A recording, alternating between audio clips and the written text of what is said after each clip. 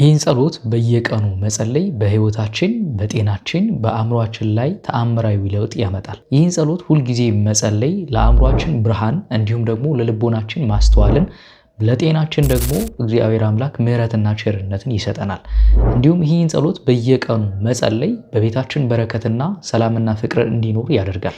ይህን ቪዲዮ ስፖንሰር ያደረገላችሁ ላፍቶ ላይፍ ሪል ስቴት ነው። በ20% ቅድሚያ ክፍያ ባለ 1 መኝታ ከ89 ካሬ ጀምሮ፣ ባለ 2 መኝታ ከ105 ካሬ ጀምሮ፣ ባለ 3 መኝታ ከ173 ካሬ ጀምሮ ማግኘት ይችላሉ። አድራሻ ሳር ቤት ብስራተ ገብርኤል ላፍቶ ሞል አጠገብ በ0970 2396 79 ይደውሉ። በስመ አብ ወወልድ ወመንፈስ ቅዱስ አሃዱ አምላክ አሜን። ተወዳጆች እንደምናላችሁ፣ ይህ ሰዋስው ሚዲያ የዩቲዩብ ቻናላችን ነው። እኔ ዲያቆን ዘሰዋስው ነኝ። በዚህ የዩቲዩብ ቻናላችን ላይ መንፈሳዊ ትምህርቶችን የምንማርበት የዩቲዩብ ቻናላችን ነው። መንፈሳዊ ሕይወታችሁን ማሳደግ የምትፈልጉ ሁሉ እየጀመራችሁ ከሆነ እንዲሁም ደግሞ መንፈሳዊ ሕይወት ጀምራችሁ በደንብ ለማጠንከር የሚረዳችሁን ትምህርቶች የምታገኙበት የዩቲዩብ ቻናላችን ነውና ለዩቲዩብ ቻናላችን አዲስ ከሆናችሁ ሰብስክራይብ በማድረግ ቤተሰብ ሁኑ። ይህን ቪዲዮ ከምን ጊዜውም በላይ ላይክ በማድረግ ጀምሩት። ቪዲዮዎቼ እንደምሰራው መጠን በደንብ እየታዩ አይደለም። የዩቲዩብ አልጎሪዝም ላይክ ስታረጉት ለሌሎች ሰዎች እንዲደርስ ያደርጋልና ይህ ቪዲዮ ወዳችሁት የምትመለከቱት ከሆነ ላይክ በማድረግ አገልግሎቱን እንድትደግፉ ጠይቃችኋለሁ።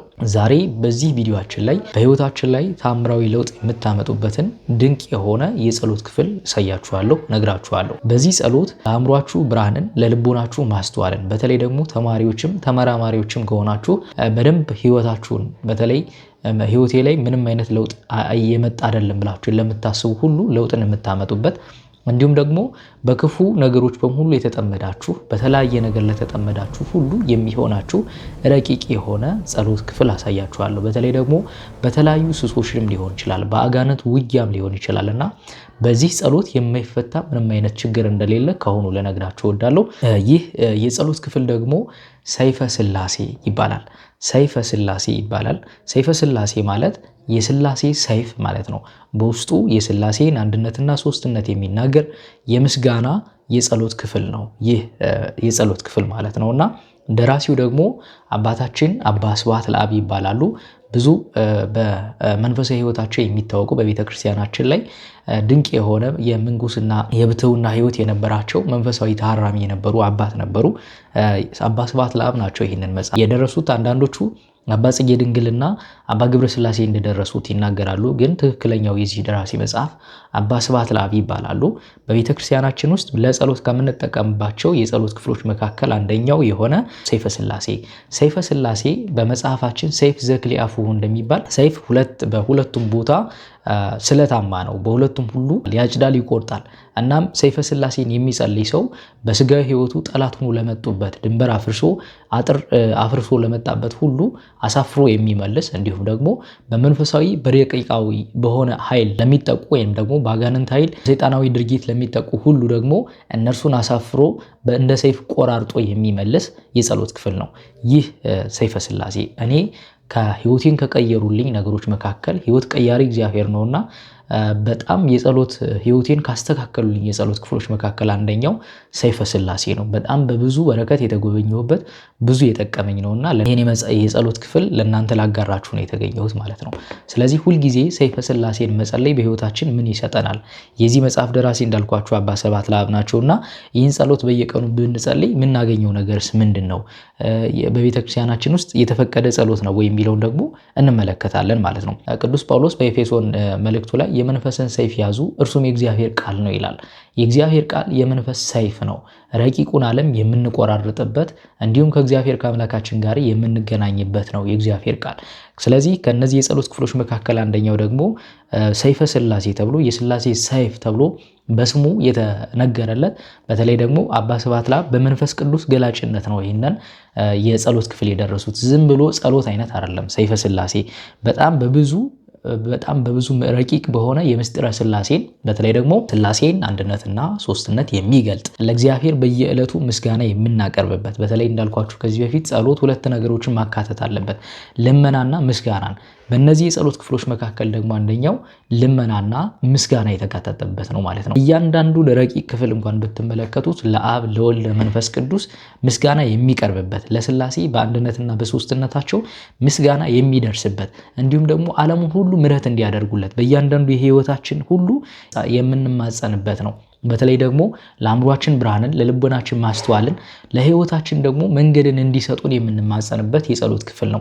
እንዳልኳችሁ ሰይፈ ስላሴ ነው። ሰይፈ መለኮትም የሚል ሰይፈ መለኮትም አለ አብሮት ማለት ነው። ይህ የጸሎት መጽሐፍ እንዳልኳችሁ እንግዲህ በሰባቱም የጸሎት ክፍሎች ልክ እንደ ውዳሴ ማርያም እና እንደ መዝሙረ ዳዊት የተከፋፈለ የጸሎት ክፍል ነውና ይህን የጸሎት ክፍል በየዕለቱ መጸለይ በእያንዳንዱ የህይወታችን መስመር ብዙ ነገሮች እንድናስተካከል የሚረዳን የጸሎት ክፍል ነው ማለት ነውና መጽሐፉ ዝም ብሎ መጽሐፍ አይደለም። እጅግ ረቂቅ የሆነ የስላሴን አንድነትና ሶስትነት የሚናገር በተለይ ደግሞ የአብ እያንዳንዱ ለአብ ለወልድ ለመንፈስ ቅዱስ ምስጋና የሚቀርብበት እንዲሁም በግብራቸው በአካላቸው በሶስትነታቸው በስማቸው ምስጋና የሚቀርብበት የጸሎት ክፍል ነው። አብ ወልድ መንፈስ ቅዱስን የሚያመሰግንበት በስም በአካል በግብር እንዲሁም ደግሞ በመለኮታዊ ስርዓታቸው ምስጋና የሚቀርብበት የጸሎት ክፍል ነው። በህይወታችንም ደግሞ በጣም ለህይወታችን የሚጠቅሙ ነገሮችን እግዚአብሔር አምላክን ተንበርክከን የምንጸልይበት የጸሎት መጽሐፍ ነው ማለት ነውና ሰይፈ ስላሴ በአጠቃላይ ብዙ ሚስጥራትን የያዘ የጸሎት ክፍል ነው። በተለይ ደግሞ በጣም ከሚደንቁኝ ረቂቅ ከሆኑ ነገሮች መካከል አንደኛው በጣም ካስገረሙኝ ነገሮች እያንዳንዱ ለእግዚአብሔር በተለይ ደግሞ በህይወታችን የሚገጥሙንን እያንዳንዱን ነገር በምስጋና መንገድ ነው የሚያቀርበው። ለምሳሌ የጤና ችግር ካለብን እንዲሁም ደግሞ የማስተዋል ችግር ካለብን ልቦናችን ዝርው ከሆነ ማለትም ምንም ነገር ማስተዋልና መያዝ ለምንቸገር ሁሉ እንዲሁም ደግሞ በጤናችን በቤታችን በረከትና ሰላምን ላጣን ሁሉ በምስጋና በጸሎት መንገድ የሚቀርብበት የጸሎት ክፍል ነው። እናም ይህ ጸሎት የጦር መሳሪያ በሉት። የጦር መሳሪያ ስጋዊ የጦር መሳሪያ ሳይሆን መንፈሳዊ የጦር መሳሪያ ረቂቁን ዓለም በዚህ የጸሎት ክፍል የአጋንንትን ውጊያ በሙሉ ድል የምታደርጉበት እንዲሁም ደግሞ ስጋውያን ሰዎች እንኳን ጠላትን ሆኖ ተነስተው እንኳን እናንተን ቢያስቸግሩባችሁ አጥር ዘሎ ድንበር ተሻግሮ ለሚመጣ ጠላት ሁሉ ድል የምታደርጉበት የጸሎት ክፍል ነው ሰይፈ ስላሴ። እና ሰይፈ ስላሴ ቢያንስ ቢቻለን በየቀኑ መጸለይ ባይቻለን ግን በወር አንዴ በስላሴ መጸለይ ያስፈልጋል። በስላሴ ቀን ማለት ነው። በወር በገባ በሰባተኛው ቀን መጸለይ ያስፈልጋል ይሄን መጽሐፍ ማለት ነውና ሰይፈ ስላሴ በውስጡ ያዘው እንግዲህ የመጀመሪያው ይህንን የጸሎት ክፍል መጸለይ የሚሰጠን ጥቅም ምንድን ነው? ሰይፈ ስላሴ በውስጡ ያዘው ነገርና እንደ ቀድሜ እንደነገርኳችሁ በውስጡ የስላሴን አንድነትና ሶስትነት የሚናገር የምስጋና መጽሐፍ ነው። ሁለተኛ ደግሞ የልመና መጽሐፍ ነው። እግዚአብሔር አምላክ ተንበርክከን ብንጸልይ በዚህ የጸሎት ክፍል ሁሉንም ነገር የሚያስተካክልበት ስጋዊም ችግር መንፈሳዊም ችግር በሉት የማይስተካከልበት ምንም አይነት ነገር የለም። በቤተ ክርስቲያናችንም ከጸሎት ክፍሎች መካከል ተደንግጎ የተቀመጠልን ነው። ደራሲው የታወቀ ነው። ከዚህ በፊትም አንዳንድ መጽሐፍቶችን ለማየት ሞክረናል እና ይህ መጽሐፍ ግን ራሱ ደራሲ ያለው በቤተ ክርስቲያናችን የሚታወቅ አባት ነው። አባ ስብሐት ለአብና የደረሱትም እሳቸው ናቸው ማለት ነውና በውስጡ የስላሴን አንድነትና ሶስትነት የሚያመሰግንበት በስማቸው በአካላቸው በግብራቸው በመለኮታዊ የአንድነታቸው ግብር የሚመሰገኑበት የጸሎት ክፍል ነው። እኛም ደግሞ በልመና እነርሱን የምንጠይቅበት በተለይ ደግሞ ቅድም እንዳልኳችሁ ችግሮቻችን ሁሉ በልመና የምናቀርብበት የጸሎት ክፍል ነውና እጅግ በጣም ብዙ የህይወታችሁን ስርዓት የምታስተካክሉበት ነው ይህ መጽሐፍ ማለት ነው። እንዳልኳችሁ የመጀመሪያው የሚሰጠን ጥቅም ከስላሴ ጋር ህብረት እንዲኖረን ያደርጋል ይህ የጸሎት ክፍል። ለምን? ስላሴ የዓለሙ ሁሉ ፈጣሪ ናቸው። አብ ወልድ መንፈስ ቅዱስ እነሱ በበረከት እንዲጎበኙን ሁልጊዜ ከእነርሱ ጋር የምንነጋገርበት ነው። በተለይ ደግሞ በአርቡ ታምር ላይ ያየሁት በአርቡ ሰይፈ ስላሴ ላይ ያየሁት አንድ ታምር አለ በግዕዙ መጽሐፍ ላይ እና ምን የሚለው ይህን ሁልጊዜ ይህንን የጸሎት መጽሐፍ የሚጸልይ ሰው ስላሴ በግንባሩ ላይ ይሳላሉ በልቦና ውስጥ ይሳላሉ ነው የሚለው። ይህንን መጽሐፍ የሚጸልይና ልክ እንደ ልጅ እንደተወለደ እንደ አዲስ ሰው ኃጢአቱን አስተሰርይለታለሁ የሚል ቃል ኪዳን አላቸውና ከአብ ከወልድ ከመንፈስ ቅዱስ ጋር በአንድነት የምንገናኝበት ህብረት እንድናደርግ ከእነርሱ ጋር እነርሱ በእኛ ውስጥ ተስለው እንዲኖሩ የሚያደርግ መጽሐፍ ነው። በተለይ ደግሞ በንጽህና ለሚጸልየው ሰው በጣም ብዙ ጥቅምን የሚሰጥ ነው ማለት ነው። ከክፉ ነገር ሸሽታችሁ ከዓለም ምኞት ራሳችሁን አረቃችሁ ይህንን የጸሎት መጽሐፍ ብትጸልዩት በጣም በብዙ መንገድ ትጠቀሙበታላችሁ ማለት ነው። የመጀመሪያው ለስላሴ ምስጋና እናቀርብበታለን የሚሰጠን ጥቅም ለስላሴ። ምክንያቱም የተፈጠርንበት የህይወት ዓላማችን አንደኛው ለስላሴ ምስጋና ማቅረብ ነው። ምስጋና ደግሞ ለስላሴ የባህሪ ገንዘባቸው ነው። እኛ እነርሱን አመስግነን መንግስቱንና ክብሩን ነው የምንወርሰው ለእግዚአብሔር ምስጋና አቅርበን ማለት ነውና ሥላሴን የምናመሰግንበት ከእነርሱ ጋር ከአብ ከወልድ መንፈስ ቅዱስ ከእግዚአብሔር ጋር አንድ ህብረት እንድንፈጥር የሚያደርገን የጸሎት ክፍል ነው። በጣም ከሚደንቀኝ ነገር መካከል እዚሁ መጽሐፉ ላይ ያለውን ነገር ላስረዳና በጣም ረቂቅ የሆነ የምስጋና ያቀርባል። በተለይ ደግሞ ስለ ልመናና ስለ ምስጋና ያለው ነገር በዚህ በአርቡ የሰይፈ ሥላሴ ላይ ላስነብባችሁ። ክፉውን ሁሉ ከኔ አስወግድና ካንተ ጋር የሚገኝ ቸርነትህና ባለሟልነትህን አድለኝ። በማይጠቅመኝ ገንዘብ እጠራጠር ዘንድ አታድርግ፣ ነገር ግን ሁልጊዜ አመሰግን ዘንድ በፊትህ እንድቆም አድርገኝ እንጂ ይላል። በጣም የሚገርም ነው። ቅዱስ ዳዊትም ሁልጊዜ በቤት በመቅደስ ውስጥ እንድኖር አድርገኝ እያለ ይማጸናል። ይህ ምስጋናንና እግዚአብሔርን ማመስገን ነው። እግዚአብሔር ከሚፈልጋቸው ነገሮች መካከል አንደኛው እኛ ሁልጊዜ ከእርሱ ጋር እንድንሆን ነው። በሐሳብም በተግባርም በእያንዳንዱ የህይወታችን ክፍል እግዚአብሔር እንድናስቀድም ነውና ክፉን ሁሉ ከኔ ያስወግደህ ከአንተ ጋር እንደሆነ አድርገኝ ይላል። አቤቱ ጾምና ጸሎቴን ትቀበል ዘንድ እለምንሃለሁ፣ ቸርነትህን ከኔ አታርቅ፣ በትእዛዝህም ጎዳና ምራኝ ይላል። በጣም የሚገርም ነው። አቤቱ ወዳጅ አብርሃምን ባለሟልህን ይስሐቅን ያከበርከው ያዕቆብ እንደባረካቸው እኔንም ባርከኝ አክብረኝ ይላል። ይህ ደግሞ ልመና ነው። አባቶቻችን እንደባረከ እኛንም እንዲባረክ። ከዛ ደግሞ ስለ ሥላሴ ሲናገር ሥላሴ በእሳት መጋረጃ የተሰወረ ነው ይላል። ሥላሴ ከልዑሎች ይልቅ ልዑል ነው። ሥላሴ ምሕረትን የሚቀዳጅበት የወንዞች ጥልቀት ነው ይላል። በጣም የሚገርም ነው። የሥላሴን አንድነትና ሶስትነት ረቂቅ የሆነውን ሚስጥረ ሥላሴ የሚያስረዳ መጽሐፍ ጭምር ነውና አባ ስብሐት ለአብ በመንፈስ ቅዱስ ገላጭነት ነው ይህንን መጽሐፍ የደረሱት እና ለዚህ የሥላሴ መለኮትነት በመንበርከክ እሰግዳለሁ ይላል። አምልኮም የሚሰጥበት ነው። ብራብ በሥላሴ እጠግባለሁ፣ ብጠማም በሥላሴ እረካለሁ፣ ድሃ ብሆን በሥላሴ እበለጽጋለሁ፣ ብራቆት በሥላሴ ቸርነት መጎናጸፊያ እጎናጸፋለሁ።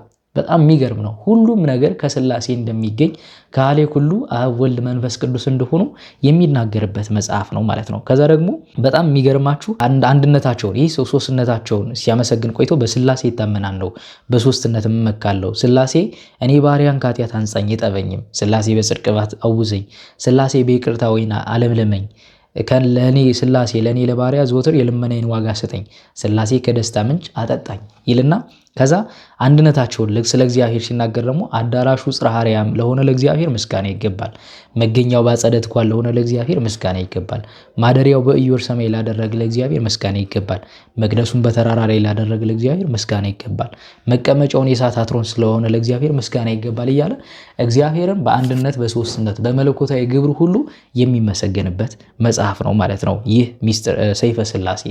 እና ሥላሴ ጋር በአንድነት በሶስትነታቸውን የምናመሰግንበት አብ ወልድ መንፈስ ቅዱስን የምናመሰግንበት የምስጋና የልመና የጸሎት ክፍል ነው ሰይፈ ሥላሴ። የሚሰጠን ጥቅም አንደኛው ይሄ ነው። ሁለተኛ ደግሞ ከክፉ መንፈስ መጠበቂያ ጋሻችን መሳሪያችን ነው። በተለይ ቅዱሳን አባቶቻችን እንደሚመሰክሩት ከሆነ ይህ መጽሐፍ የአጋንንትን ኃይል የሚሰብር ነው። የአጋንንትን ኃይል የሴረኞችን ተንኮል የሚያፈራርስ መጽሐፍ ነው። የሚያከሽፍ ታላቅ መሳሪያ ነው። በተለይ በጭንቀታችን በፍርሃታችን ጊዜ እንዲሁም ደግሞ በክፉ ህልምና በሰይጣናዊ ፈተና ለምንፈተን ሁሉ እንደ ሰይፍ ቆራርጠን የምንጸልልበት የጦር መሳሪያችን የጸሎት ክፍል ነው ይህ ሰይፈ ሥላሴ ማለት ነው። ስለዚህ አንድ ሰው በእምነቱ ነው ይህንን ጸሎት ቢጸልይ በቤቱና በአእምሮ ላይ ፍጹም የሆነ ሰላማዊና መረጋጋትን ይሰጧል። በተለይ ይህንን መጽሐፍ ትጸልዩ ከስግደት ጋር አብራችሁ ብትጸልዩት ትልቅ ነገር። በተለይ ይህንን መጽሐፍ ስትጸልዩ የሚገጥማችሁን አንድ ነገር ከዚሁ ጋር አያይዤ ልንገራችሁ።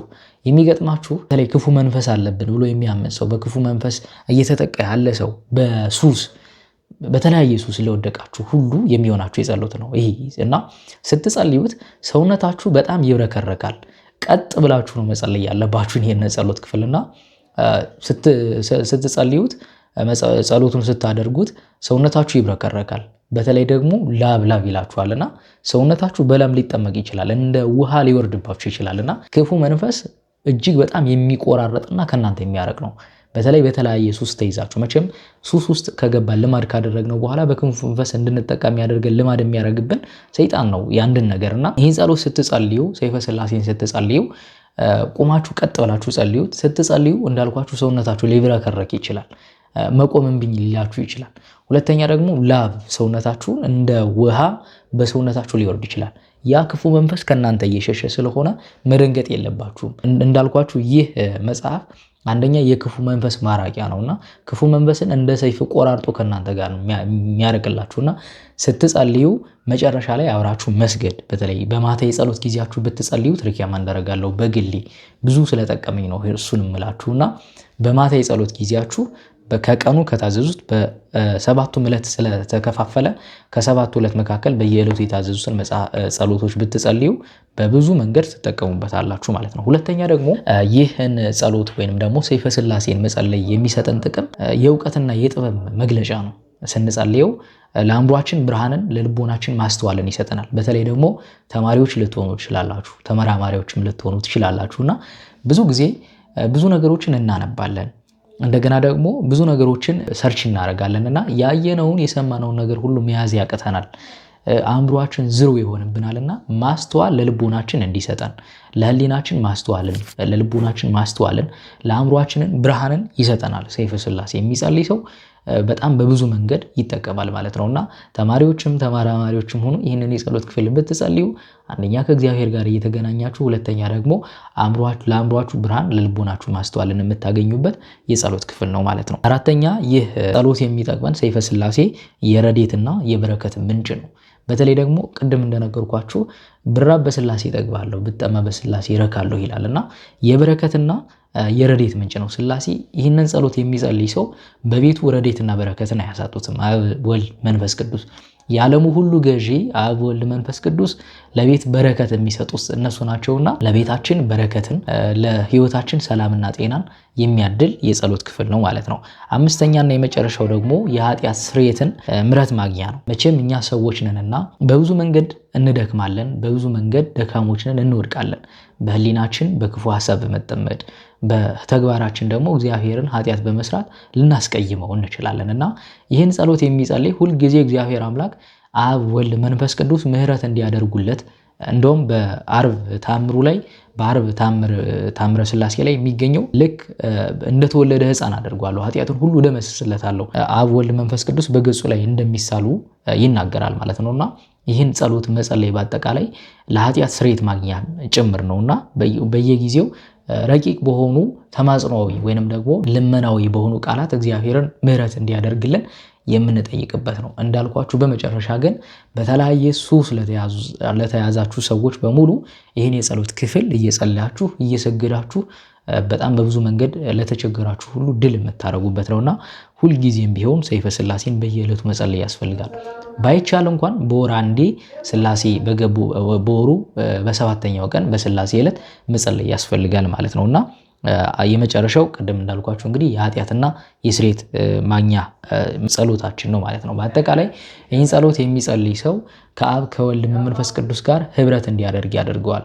ጭንቀቱ ርቆ ሰላምና ጤንነት በህይወቱ በመረጋጋት እንዲኖሩት ማስተዋል እንዲኖረው የሚያደርግ የጸሎት ክፍል ነው ማለት ነው። ስለዚህ ይህንን የጸሎት መጽሐፍ ሁልጊዜም ቢሆን መጸለይ ይገባል ማለት ነው። በተለይ ደግሞ ከዚህ በፊት ሰይፈ ሥላሴን ጸልያችሁ በብዙ መንገድ የተጠቀማችሁ እህት ወንድሞቻችን ለሌሎች ስለሚጠቅም እዚህ ኮሜንት ስር ታስቀምጡልኛላችሁ ያገኛችሁትን በረከት ሁሉ ማለት ነው።